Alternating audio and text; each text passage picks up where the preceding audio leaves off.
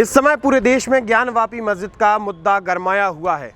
यहाँ पर video recording हुई। रिकॉर्डिंग के बाद सामने आया कि वहाँ एक शिवलिंग है, जिसको लेकर कि राजधानी भोपाल में भी इसी प्रकार से ये दावा किया जा रहा है कि राजधानी भोपाल की जामा मस्जिद में भी इसी प्रकार से अंदर शिवलिंग है या हिंदू धर्म का कोई मंदिर था पहले।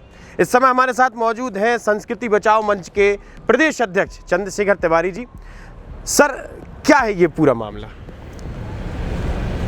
भोपाल सियासत की 8वीं शासिका कुदैसिया बेगम ने हयात कुदीस उनकी एक आत्म चिंतन की लेख है, उनकी जीवनी पर लेख लिखा है उन्होंने। उसमें लिखा है कि भोपाल की जामा मस्जिद चौक की जो है उस पे शिव मंदिर था, उसको तोड़वा कर जो है निर्माण कराया गया। 1832 ईस्वी में वो निर्माण प्रारंभ हुआ, 1857 ईस्वी में ख़त्म हुआ। 5 लाख रुपए उस समय लागत उसमें लगी थी। उन्होंने खुद अपने इसमें जिक्र किया है कि यहाँ पर एक विशाल शिव मंदिर था जिसे सभा मंडप के नाम से जाना जाता था। उस मंदिर को तोड़कर और मस्जिद का निर्माण किया गया। हमने गृह मंत्री जी को ज्ञापन दिया है, कोर्ट में याचिका दायर करी है कि इस पर संज्ञान लेके हुए पुरातत्व विभाग से सर्वे कराया जाए और सर्वे कराकर अगर देव स्थान है तो ये मंदिरों को हमें सौंपा जाए और उस स्थान को संरक्षित किया जाए। देश भर में चल रही हिंदू मंदिरों को वापस पाने की लड़ाई अब मध्य प्रदेश की राजधानी भोपाल में भी पहुंच गई है, जहां संस्कृति बचाओ मंच ने ये दावा किया है कि भोपाल की शाही जामा मस्जिद शिव मंदिर के ऊपर बनी है। इस दावे को सुनने के बाद हमने भोपाल के इतिहासकार पूजा सक्सेना जी से बात की। हमने पूजा जी से जानने की कोशिश की कि आखिर इस दावे में कितनी सच्चाई है और इतिहास में इसके विषय में क्या लिखा है।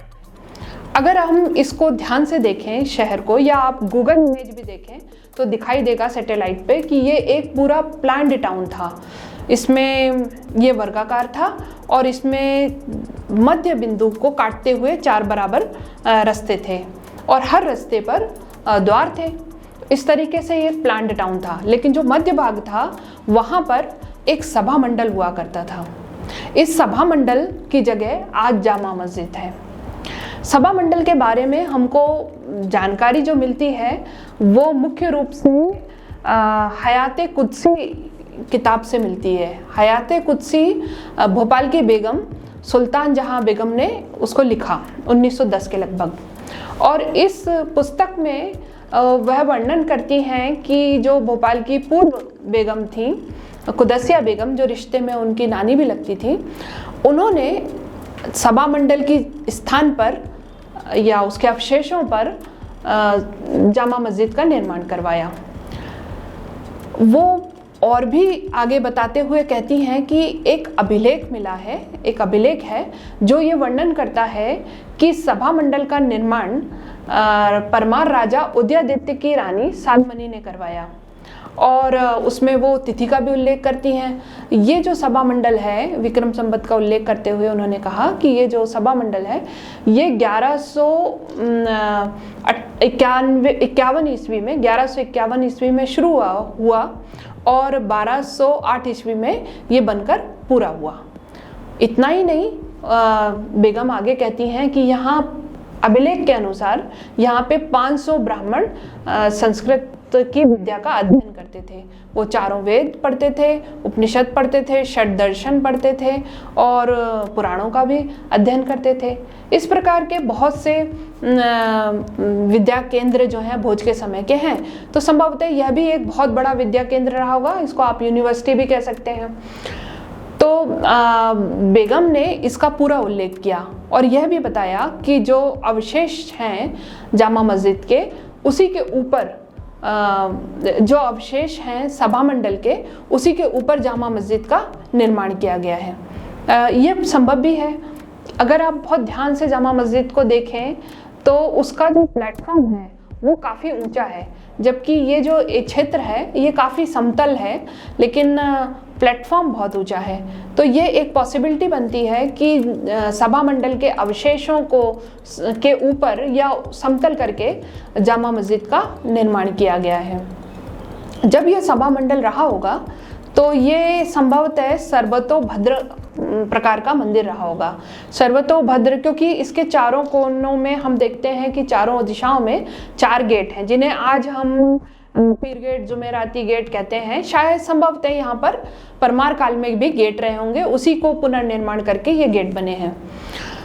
तो अगर मध्य में मंदिर बनाया जाए तो कैसा होना चाहिए, तो ये सर्वतोभद्र होना चाहिए, जिसमें चारों दिशाओं में गेट होते हैं और ये बहुत भव्य मंदिर होता है। उसमें कई सारे लघु मंदिर होते हैं और बीच में एक बड़ा मंदिर होता है। तो जब यहाँ 500 ब्राह्मण पढ़ते रहे होंगे तो निश्चित ही बहुत सारे अन्य निर्माण भी हुए होंगे और भी बहुत कुछ होता रहा होगा। उनके भोजन की व्यवस्था, उनके पढ़ने की व्यवस्था, उनके रहने की व्यवस्था, ये सब कुछ इस शहर में हुआ होगा। मुझे याद है मैंने सन 1994 के आसपास हमें यहाँ एक सर्वे करने का मौका मिला था। तब मैं पुरातत्व की छात्रा थी। तो हमने डॉक्टर श्याम सुंदर सक्सेना के साथ ये सर्वे किया था। हम सीख रहे थे सर्वे करना। उस समय मुझे अच्छे से याद है कि जामा मस्जिद के नीचे जो दुकानें बनी हुई बहुत सारी, उन दुकानों में कई सारे परमार कालीन के स्तंभ दिखाई दिया करते थे। और हमने एक दुकान में 2 प्रतिमाएं देखी थी, गणपति की और एक प्रतिमा हनुमान की देखी थी। इसके बाद मुझे 2003 में इंटैक के द्वारा एक और सर्वे करने का मौका मिला, जिसे लिस्टिंग कहते हैं, भोपाल की लिस्टिंग।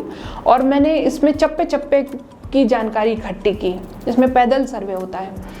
तब मुझे ये जो चौक वाला क्षेत्र है, या जिसे हम पुराना शहर कहते हैं, यहाँ पर कई जगह परमार काल के बहुत सारे जगह जगह घरों के बाहर, नालियों के ऊपर, पट्टियों में लगे हुए दिखाई दिए। इसके बाद अगर हम अभी जो जामा मस्जिद के पास में मंदिर है, यदि हम उसे देखें तो वह भी परमार काल का है।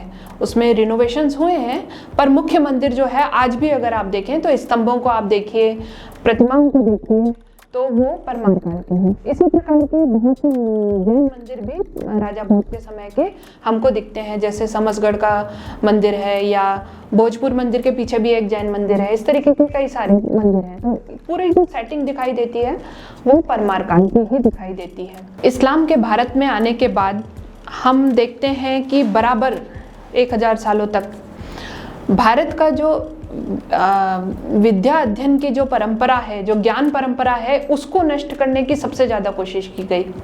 फिर वो गुरुकुल हो, मंदिर हो, विश्वविद्यालय हो। बहुत सारे ऐसे साक्ष्य और प्रमाण मौजूद हैं जो चीख चीख कर बता रहे हैं कि जामा मस्जिद सभा मंडल के अवशेषों पर खड़ी है। अब ये लड़ाई अदालत तक पहुंच चुकी है।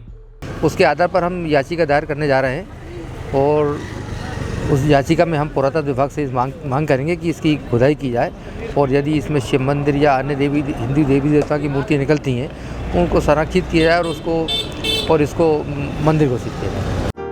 लगातार जुड़े रहने के लिए आयुक्त को सब्सक्राइब जरूर करें।